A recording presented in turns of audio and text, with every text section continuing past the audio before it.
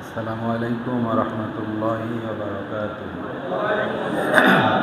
أعوذ بالله من الشيطان الرجيم. بسم الله الرحمن الرحيم. الحمد لله كفى وسلام على عباده الذين اصطفى أما بعد.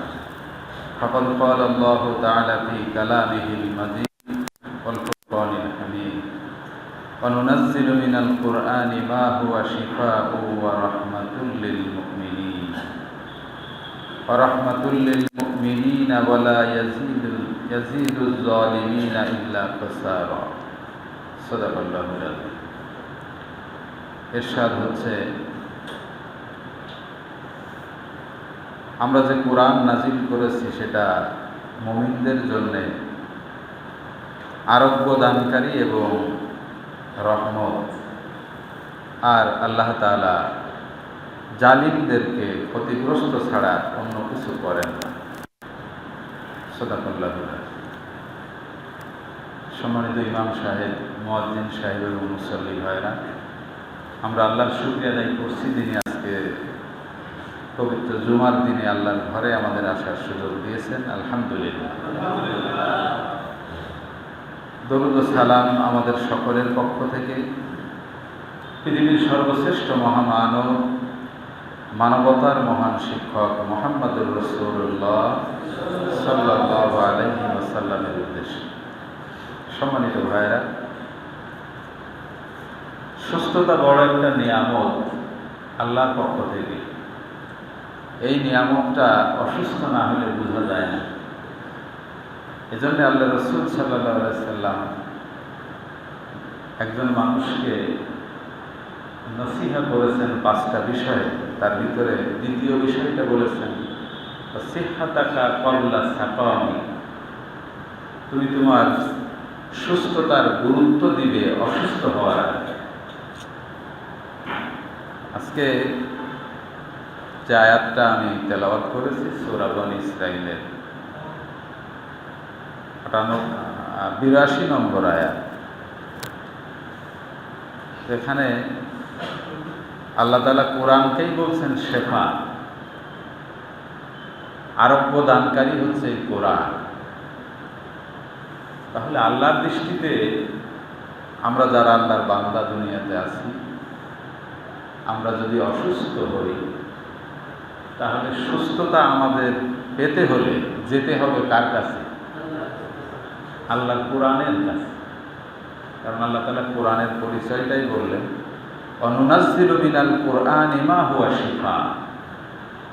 আমরা যে কোরআন নাজিল করেছি, এই কোরআন হচ্ছে মা হুয়া শিফা, এটা আরোগ্য দানকারী, ওয়া রাহমাতুন, এবং এটা অনুগ্রহ। অনুগ্রহ কার?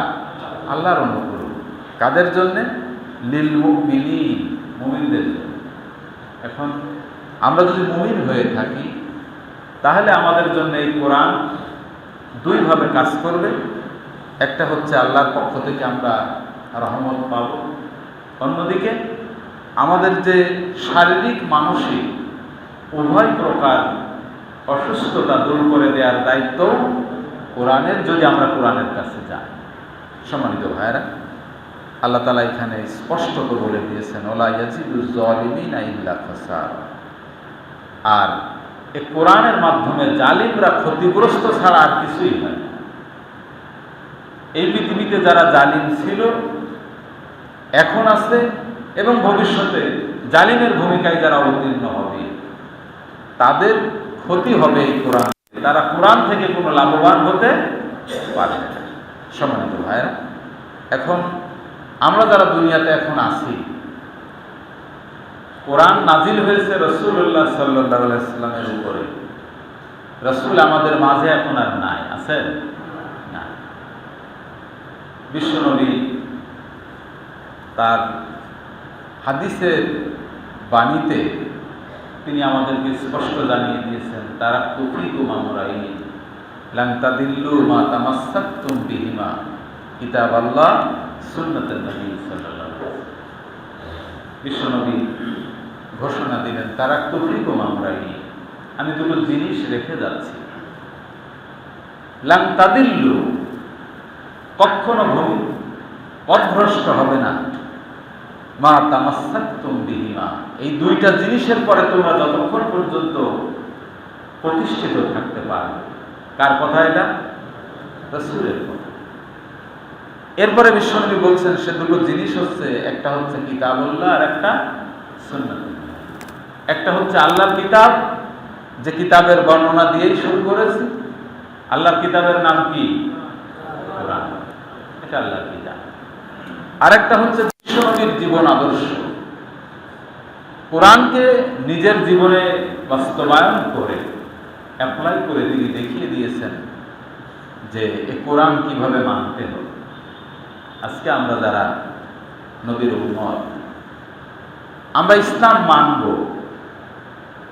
ইসলাম পালন করব, রাজি আছি না ইনশাআল্লাহ? কিন্তু সেই মানা বা পালন করার প্রকৃতিটা, ধরনটা কেমন হবে? আল্লাহ নবীর যেমন একটা হাদিস, সল্লু কামা রাআইতুমুনি উসাল্লি, তোমরা সালাত আদায় করো সেভাবে যেভাবে আমি নবীকে সালাত আদায় করতে দেখো। তাহলে সালাত আমাদের জীবনের একটা গুরুত্বপূর্ণ ইবাদত। সেটা যখন আমরা আদায় করব তখন আমাদের দেখতে হবে রাসূল সাল্লাল্লাহু আলাইহি ওয়াসাল্লাম কিভাবে সালাত আদায় করেছে। ঠিক একইভাবে দিন মানার ক্ষেত্রে, দিনের অন্য হুকুম আহকামগুলো নিজের জীবনে বাস্তবায়ন করার ক্ষেত্রে রাসূল যেভাবে করেছেন, শিখাইছেন, সেভাবেই করতে হবে।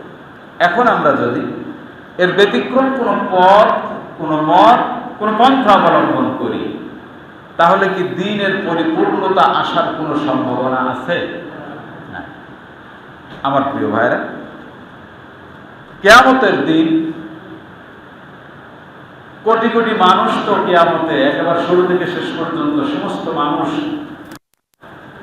আল্লাহর সামনে হাজির হবে, আমরাও হাজির হব। তো সে কঠিন ভয়াবহ দিনে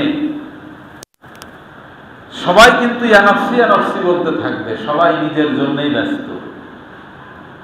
তো সেই মহা বিপদের দিনে আল্লাহ রাব্বুল আলামিন যাকে শাফাআত করার সুযোগ দিবেন তিনি কে? মুহাম্মদুর রাসূলুল্লাহ সাল্লাল্লাহু আলাইহি ওয়াসাল্লাম। মুহাম্মদ সাল্লাল্লাহু আলাইহি ওয়াসাল্লাম সেদিন শাফাআত করবেন। সবার জন্য কি করবেন? একটু বলেন, করবেন? উম্মতে মুহাম্মাদীকে দুইটা তালিকাভুক্ত করা হবে, দুই ভাগে ভাগ করা হবে। এক শ্রেণীর ব্যাপারে বিশ্বনবী তালিকা করে আল্লাহর কাছে জমা দিবেন। উদাহরণস্বরূপ আমি বলতেছি, আল্লাহর নবী নো অবজেকশন সার্টিফিকেট দিয়ে দিবেন তাদের, নো অবজেকশন সার্টিফিকেট, এনওসি যেটাকে বলে। শুধু নো অবজেকশন দিবেন তা না, তিনি সুপারিশ সহ নো অবজেকশন দিবেন। এদের ব্যাপারে আমার কোনো অভিযোগ তো নাই, এবং তাদের জান্নাতে যাওয়ার জন্য বিশ্বনবী সুপারিশ করবেন এক শ্রেণীর মানুষের। একটা তালিকা করে বিশ্বনবী যে কথাটা বলবেন সেইটা হচ্ছে সূরা ফুরকানের 30 নম্বর আয়াত। আল্লাহ তাআলা বলছেন, ওয়াকালার রাসূল ইয়া রাব্বি ইন্না কওমি ইত্তাখাযু হাযাল কুরআনা মাহজুরা। কিয়ামতের দিন, যেদিন নবীর শাফাআত ছাড়া কোনো শাফাআতের সুযোগ থাকবে না, সেদিন নবী শাফাআত করবেন এক শ্রেণীর মানুষের, আর একটা তালিকা বিশ্বনবী জমা দিবেন। সেখানে বিশ্বনবী কি বলবেন? ওয়াকালার রাসূল, রাসূল বলবেন, ইয়া রাব্বি, হে প্রতিপালক, ইন্না কওমি ইত্তাখাযু হাযাল কুরআনা মাহজুরা। এই তালিকাভুক্ত উম্মত, এই তালিকাভুক্ত মানুষ যাদের নাম আছে এখানে, তারা তোমার এই কোরআনকে পরিত্যাজ্য বস্তুতে পরিণত করেছিল। আলহামদুলিল্লাহ। এই মাহজুরা শব্দের অর্থ পরিত্যাজ্য, পরিত্যক্ত, খেলতামাশার বস্তু, এই জাতীয় এইগুলার যেটাই আমি ধরি না কেন সেটা কিভাবে হবে। এখন আমরা বলতে পারি, আমরা কি ইচ্ছাকৃত জেনে বুঝে কি কেউ কোরআনকে এরকম মনে করি নাকি? বলেন, কেউ মনে করি? যিনি কোরআন পড়তে পারেন তিনি কোরআনকে যেমন রেসপেক্ট করেন, সম্মান করেন, যিনি কোরআন পড়তে পারেন না তিনি হয়তো আনুপাতিক আর একটু বেশি করার চেষ্টা করেন। সেটা কি? কোরআন দেখলে মহব্বত করা, কোরআনে চুমু খাওয়া, এইগুলা দিয়ে মহব্বত। আমার প্রিয় ভাইরা, আসলে কোরআনের মহব্বতটা কি চুমু খাওয়ার মধ্যেই সীমাবদ্ধ? কোরআনটা একটা বিপ্লবী আদর্শকে বাস্তবায়ন করার জন্য এই পৃথিবীর শান্তির সন্ধানী যত মানুষ আছে, এই মানুষদেরকে শান্তির সন্ধান দেওয়ার জন্য পৃথিবীতে পাঠানো হয়েছে কোরআন। আজকে পথহারা মানুষ পথের দিশা পাবে যে কোরআন থেকে।